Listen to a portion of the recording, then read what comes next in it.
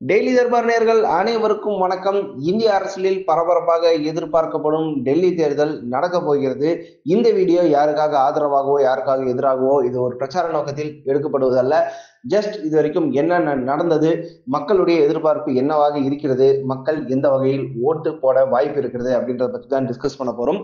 நாளைக்கு ஓட்டுப்பதிவு முடிஞ்ச உடனே நம்மளுடைய டெல்லி தர்பார் சேனல்லையே எந்த கட்சி வெற்றி பெறுவதற்கு வாய்ப்பு இருக்கு அப்படின்றத நம்மளுடைய கணிப்புகள் படி நம்ம சொல்லலாம் அப்படின்னு இருக்கிறோம். நம்மளுடைய கணிப்பு அப்படின்னோடனே சும்மா மற்ற யூடியூப் சேனல்ஸ் மாதிரி டேபிளில் உட்காந்து ஒரு டேபிள் ஒர்க் பண்ணது கிடையாது. உண்மையிலே டெல்லியில் அலைஞ்சு திரிஞ்சு சுற்றி வந்து அங்கேயே கிட்டத்தட்ட ஒரு வாரம் தங்கி இருந்து பல்வேறு மக்களிடையே கருத்து கேட்டு நம்ம சொல்லலாம் அப்படின்னு இருக்கிறோம். ஸோ டெல்லி தேர்தலை பொறுத்த வரைக்கும் எல்லாருக்குமே தெரிஞ்ச ஒரு விஷயம்தான், ஆம் ஆத்மியா இல்லை பாஜகவா அப்படின்ற எதிர்பார்ப்பு தான் பயங்கர பலமா இருக்குதுன்னு சொல்லலாம். கடந்த 30 வருடங்களாக பாஜக அங்கே ஆட்சியை பிடிக்கவில்லை அப்படின்றதுதான் ஆச்சரியமான விஷயம். என்னடா பாஜக ஆல் ஓவர் இந்தியாவை அடிச்சு தூக்குது, எல்லா ஸ்டேட்லயும் உட்காந்து பூந்து விளையாடுறாங்க. பட் ஒரு 10 வருஷமா இல்ல, 5 வருஷமா இல்ல, கெஜ்ரிவால் வரைக்கும் தான் இல்லை அப்படின்னு பார்த்தா 30 வருஷமா இல்லையா அப்படின்றது பலருக்கும் ஆச்சரியமான ஒரு விஷயமாக இருக்கும். எஸ், இதற்கு முன்னாடி காங்கிரஸ்ல இருந்து ஷீலா தீட்சித் அப்படின்றவங்க தான் முதல்வராக இருந்தார்கள். அவங்க ஒரு 15 வருஷம் கண்டினியூஸா இருந்தாங்க. இப்போ 10 வருஷம் பாத்தீங்கன்னா கண்டினியூஸா ஆம் ஆத்மி இருந்திருக்காங்க. அதுவும் ஷீலா தீட்சித் அவர்கள் முதல்வராக இருந்தபோது டெல்லியில காமன்வெல்த் கேம்ஸ் பிரசித்தமா நடந்தது. மிக பிரம்மாண்டமான ஒரு வரவேற்பு நிகழ்ச்சியும் முடிவு நிகழ்ச்சியும் நடந்தது. ஆனா காமன்வெல்த் அப்படின்ற பேர் நீங்க கேட்கும் போதே அது தொடர்பான ஊழலும் உங்களுக்கு நினைவுக்கு வரும். எஸ், சுரேஷ் கல்மாடி அவர்கள் பேர்ல அந்த ஊழல் அப்படின்றது மிகப்பெரிய அளவுல வெடிச்சு இந்தியா அகேன்ஸ்ட் கரப்ஷன் அப்படின்ற ஒரு மூமெண்ட்டை அண்ணா ஹசாரே அவர்கள் தொடங்கி அதில் கிரண் பேடி, அரவிந்த் கெஜ்ரிவால் போன்றவர்கள் எல்லாம் இணைந்து பிறகு அவர்கள் அரசியல் கட்சி ஆரம்பித்து 2014 பாத்தீங்கன்னா டெல்லியில மிகப்பெரிய அளவுல பாஜக ஜெயிச்சு உட்காருது ஆட்சி அரியணையில. டெல்லின்னு நான் சொன்னது மத்திய அரசாங்க பவர்ல. 2015 பாத்தீங்கன்னா மீண்டும் தேர்தல் நடக்குது. ஏன்னா 2014 டெல்லியில ஜெயிச்ச உடனே சில நாட்களிலே சில மாதங்களிலேயே டெல்லிக்கான சட்டப்பேரவை தேர்தலும் நடக்குது. அதுல மிகப்பெரிய ட்விஸ்ட் என்ன அப்படின்னு பாத்தீங்கன்னா, பாஜக, ஆம் ஆத்மி, காங்கிரஸ் மும்முனை போட்டி இருக்கும்பொழுது பாஜக லேசான மெஜாரிட்டி இந்த சென்ஸ் மெஜாரிட்டிக்கு தேவைக்கும் குறைவான இதுவா இருக்கு. சிங்கிள் லார்ஜஸ்ட் பார்ட்டியாக அவங்க வராங்க. பட் அரவிந்த் கெஜ்ரிவாலுக்கும் பாஜகவுக்கும் இருக்கிற சீட் டிஃபரன்ஸ்ன்றது ரொம்ப கம்மி தான். அரவிந்த் கெஜ்ரிவாலும் காங்கிரஸும் கைகோர்த்து அங்கே ஆட்சி அமைக்கிறார்கள். இது மிகப்பெரிய வரலாற்று ட்விஸ்டா நினைக்கிறாங்க. ஏன்னா ஊழலுக்கு எதிரான கட்சி அப்படின்னு சொல்லி ஆம் ஆத்மி நடந்து கொண்டிருக்கும் போது ஊழல் குற்றச்சாட்டால் மத்தியில் ஆட்சியை இழந்த காங்கிரசுக்கே கூட்டணி வைத்து அவர்களோடு சேர்ந்து ஆட்சியை கைப்பற்றுது அப்படின்னு பார்க்கும்போது முழுக்க முழுக்க சந்தர்ப்பவாத அரசியலை தான் அரவிந்த் கெஜ்ரிவால் அவர்கள் செய்கிறாரோ அப்படின்ற கேள்வி எல்லாரும் எழுப்பினார்கள். அண்ட் கிட்டத்தட்ட 50 நாளுக்கும் குறைவாக தான் அந்த கூட்டணி நீடித்தது. அரவிந்த் கெஜ்ரிவால் அவர்கள் கலைச்சிட்டாங்க, அந்த ஆட்சியை கலைச்சிட்டு நான் மீண்டும் தேர்தலை சந்திக்கிறேன் அப்படின்னு சொன்னாங்க. ஸோ 2015 மீண்டும் ஒரு தேர்தல் நடந்தது. அதுல பாத்தீங்கன்னா அரவிந்த் கெஜ்ரிவால் எல்லாரையும் தூக்கி சாப்பிட்டு போற அளவுக்கு 70 சீட்ல 67 சீட் அப்படின்ற மாதிரி ஒரு மிகப்பெரிய பிரம்மாண்டமான வெற்றியை பெற்றார் அரவிந்த் கெஜ்ரிவால் அவர்கள். உண்மையில் ஊழலுக்கு எதிராக அரவிந்த் கெஜ்ரிவால் கொடுத்த குரல் அப்படின்றது அப்பொழுது டெல்லியில படித்த இளைஞர்கள், முக்கியமாக அந்த சமயத்துல அந்த நிர்பயா வழக்கு அந்த மாதிரி விஷயங்கள் எல்லாம் நடக்கும்பொழுது ஒரு மிகப்பெரிய அதிர்வலை அரவிந்த் கெஜ்ரிவாலுக்கு ஏற்பட்டது. எதிர்கட்சியாக பிஜேபி வரும் அப்படின்னு பார்த்தா குறைந்தபட்சம் பாத்தீங்கன்னா 7 சீட்டாவது நம்மளுக்கு தேவைப்படுது. அந்த 7 சீட்டும் கிடைக்காம வெறும் 3 சீட்டோட அவங்க ஸ்டாப் ஆகிறதால எதிர்கட்சி அந்தஸ்து கூட கிடைக்காம மிகப்பெரிய பிரம்மாண்டமான வெற்றியை அரவிந்த் கெஜ்ரிவால் அவர்கள் பெறுகிறார். சரி, அந்த 5 வருஷம் பயங்கரமான அறிவிப்புகள் எல்லாம் இருந்தது. இலவச மின்சாரம், கல்வி, சுகாதாரம் அப்படி இப்படின்னு எல்லா செக்டர்லயும் அவர் பூந்து விளையாடினாரு. அதே சமயம் எதிரில் ஒரு குற்றச்சாட்டும் இருந்தது. அதாவது டெல்லி அப்படின்னு வரும்போது மத்திய அரசே பல விஷயங்களை கவனித்துக் கொள்கிறது, கெஜ்ரிவாலுக்குன்னு ஒரு இன்புட் எதுவும் கிடையாது, மத்திய அரசு கொடுக்குற ஃபண்ட் வச்சு அவங்க அப்படியே மெயின்டைன் பண்றாங்க அப்படின்னு ஒரு குற்றச்சாட்டு வந்துச்சு. அதையெல்லாம் மீறி 2020 தேர்தல் சந்திக்கும் போது குறிப்பாக அந்த சிஏஏ ப்ரொட்டஸ்ட்ல ஷஹீன்பாக்ல நடந்த கலவரம் அதெல்லாம் இருந்தது.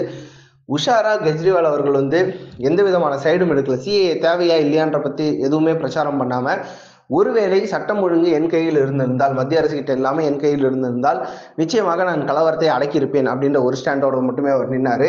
ஸோ இது ஒரு பேலன்ஸ்டான வியூவா எல்லாருமே பார்த்தாங்க. அண்ட் பாரத் மாதா கி ஜெய் அப்படின்றதெல்லாம் கூட பாஜகவை விட அதிகமாக கெஜ்ரிவால் கூறிக்கொண்டிருந்தால், ஸோ காங்கிரஸுக்கு எதிராக இருக்கக்கூடிய வாக்குகள் பாஜகவுக்கு செல்லாமல் மீண்டும் ஆம் ஆத்மிக்கே மீண்டும் 60+ சீட் ஜெயிச்சு மிகப்பெரிய பிரம்மாண்ட அளவுல 2வது முறையாக வெற்றி பெற்றிருந்தார் கெஜ்ரிவால் அவர்கள். இதெல்லாம் பார்க்கும்போது ஒரு விஷயம் மட்டும் புரியுது, அங்க பாஜகவா இல்லை ஆம் ஆத்மியான்னு மட்டும்தான் இப்ப கள அரசியல் நடக்குதே தவிர 15 ஆண்டு காலமாக தொடர்ந்து ஆட்சியில் இருந்த காங்கிரஸ் அங்க சினாரியோல இல்லை அப்படின்றது ஆச்சரியமாக இருக்கிறது.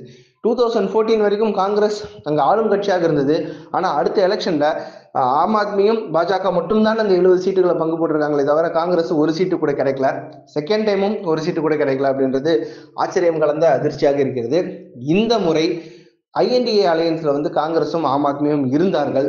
அப்படி இருக்கும் பொழுது இவர்கள் அந்த கூட்டணியை அப்படியே தொடர்ந்து மீண்டும் பாஜகவை வெளியேற்றுவார்கள் அப்படின்னு எல்லாருமே எதிர்பார்க்கப்பட்ட சமயத்துல அந்த கூட்டணி வெறும் மத்திய அரசுக்கான தேர்தலுக்கு மட்டும்தான், மாநில அரசுக்கான தேர்தலுக்கு அந்த கூட்டணியே கிடையாது அப்படின்ற மாதிரி அரவிந்த் கெஜ்ரிவால் அவர்கள் கூற காங்கிரஸ் வேறு வழி இல்லாமல் தனித்து போட்டுகிறது. அண்ட் காங்கிரஸும் அரவிந்த் கெஜ்ரிவாலும் மிகப்பெரிய பரம்பரை விரோதிகள் மாதிரி பயங்கரமான அலிகேஷன் ஒருத்தர் மேல ஒருத்தர் வச்சுக்கிறாங்க. இதுல நாங்க எங்கடா போனோம் அப்படின்ற மாதிரி பாஜக இருக்கும்போது தான் மீண்டும் களம் பாஜக வர்சஸ் ஆம் ஆத்மி அப்படின்னு மாறிச்சு. இப்போதைக்கு வர எலெக்ஷன்ல பொறுத்த வரைக்கும் காங்கிரஸ், பாஜக மற்றும் ஆம் ஆத்மி அப்படின்னு மும்முனை போட்டிகள் இருந்தாலும் மக்களை பொறுத்த வரைக்கும் பெருவாரியாக பாஜகவா இல்லை ஆம் ஆத்மியா அப்படின்ற மாதிரி தான் அவங்க பாக்குறாங்க. இதுல இந்த பிரச்சாரமே பாத்தீங்கன்னா பயங்கர அலிகேஷன்ஸ் கலந்த ஒரு பிரச்சாரமா இருந்துச்சு. குறிப்பாக யமுனா நதியோட மெயின்டெனன்ஸ் எப்படி இருக்க போகுது அப்படின்ற மாதிரி ஒன்றும், அதற்கு அடுத்து நீங்க விஷமே கலந்துட்டீங்க யமுனா நதியில அப்படின்னு அரவிந்த் கெஜ்ரிவால் அவர்கள் குற்றம் சொல்றதாகட்டும், அந்த மாதிரி கடுமையான வார்த்தை போர் இரண்டு பக்கமும் இருந்தது. அது எல்லாம் ஒரு வழியாக முடிந்து இப்பொழுது ஓட்டிங்காக நாளைக்கு தயாராகி கொண்டிருக்கிறார்கள். சரி, இந்த தேர்தலில் மெயினான ஒரு டிசைடிங் ஃபேக்டரா என்ன இருக்கும், மக்கள் எதை எதிர்பார்க்கிறார்கள் அப்படின்னு பார்க்கும்போது பல விஷயங்கள் இருக்கிறது. அதாவது நம்பர் 1, 10 வருடமாக அரவிந்த் கெஜ்ரிவால் மீதான ஒரு ஆன்டி இன்கம்பன்சி அப்படின்றது ஒன்று இருக்குது. அது நிச்சயமாக எந்த ஒரு அரசியல் கட்சியும் தொடர்ந்து 10 வருஷம் ஆட்சியில் இருக்கும்போது ஆன்டி இன்கம்பன்சி இருக்கும். பாரத பிரதமர் மோடி அவர்களை பொறுத்த வரைக்கும் 10 வருஷம் ஆட்சியில் இருக்கும்போது 15வது வருஷமும், அதாவது அடுத்த எலெக்ஷன்லயும் நாங்கள் மிகப்பெரிய வெற்றி பெறுவோம், 400 தொகுதிகள் ஜெயிப்போம், கடந்த முறையை விட ஓட்டும் அதிகமாகவும் சீட்டும் அதிகமாகவும் அப்படின்னு அவங்க சொல்லியிருந்தாங்க. ஆனாலும் மக்கள் மத்தியில் ஒரு சின்ன ஆன்டி இன்கம்பன்சி இருந்தது. அதன் காரணமாக மோடி அவர்கள் வரலாற்றிலேயே முதல் முறையாக தனிப்பெரும் மெஜாரிட்டி இல்லாமல் கூட்டணி கட்சிகளின் துணையோடு ஆட்சி புரிகிற அளவுக்கு அந்த ஆன்டி இன்கம்பன்சி வேலை செஞ்சிருக்கிறத பார்க்குறோம். அதே மாதிரி ஒரு ஆன்டி இன்கம்பன்சி கெஜ்ரிவாலுக்கு வரத்துக்கு வாய்ப்பு இருக்கா இல்லையா அப்படின்றதையும் மக்கள் பார்க்க போறாங்க. அதே எம்எல்ஏக்களை மீண்டும் மீண்டும் தேர்ந்தெடுக்கிறது பதிலாக ஆப்போசிஷனாக இருக்கக்கூடிய பாஜகவுக்கு வாய்ப்பு கொடுக்கலாமா, இல்லை 15 வருஷமா தொடர்ந்து ஆண்ட காங்கிரஸுக்கு 10 வருஷம் கேப் கழிச்சு மீண்டும் ஒரு வாய்ப்பு கொடுக்கலாமா அப்படின்ற கன்ஃபியூஷன் வரதுக்கான வாய்ப்பு இருக்கு. ஆனால் அரவிந்த் கெஜ்ரிவால் அவர்களை பொறுத்த வரைக்கும் 10 வருடமாக நாங்கள் சிறந்த நிர்வாகத்தை கொடுத்துருக்கோம் டெல்லி மக்களுக்கு. அதன் பலனாக குறிப்பாக கவர்மெண்ட் ஸ்கூல் ஆகட்டும், கல்வி, சுகாதாரம், இந்த 2 விஷயத்திலும் மிகப்பெரிய அளவு ஒரு புரட்சியை செஞ்சு டெல்லி மாடல் அப்படின்றது நாங்கள் வச்சிருக்கோம், எஸ்டாப்ளிஷ் பண்ணியிருக்கோம் அப்படின்றது அரவிந்த் கெஜ்ரிவால் அவர்களுடைய கிளைமாக இருக்கிறது. டெல்லியிலிருந்து பஞ்சாப் மாநிலத்தையும் கைப்பற்றி இருக்கிறார்கள் ஆம் ஆத்மி கட்சியினர். அதே போல ஒவ்வொரு ஸ்டேட்லையும் டெல்லி மாடல் அப்படின்னு சொல்லி தான் ஒவ்வொரு ஸ்டேட்லையும் அவங்களுடைய தடத்தை, முத்திரையை பதிக்கிறார்கள். அந்த டெல்லி மாடல் மீண்டும் இன்னொரு முறை அவர்களுக்கு கை கொடுக்குமா இல்லையா அப்படின்றத பார்க்கறதுக்கு இன்னும் ஒரு நாள் பொறுத்து கொள்ள வேண்டி இருக்கிறது.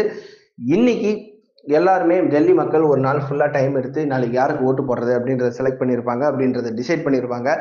நம்மளால முடிஞ்ச சர்வே பண்ணி நம்மளுக்கு எட்டிய அறிவுக்கு யார் வெற்றி பெற வாய்ப்பு இருக்கு அப்படின்றத நாளைக்கு ஈவினிங் நம்மளுடைய கருத்து கணிப்போடு சந்திப்போம். மீண்டும் கருத்து கணிப்பு வீடியோடு சந்திப்போம். நன்றி.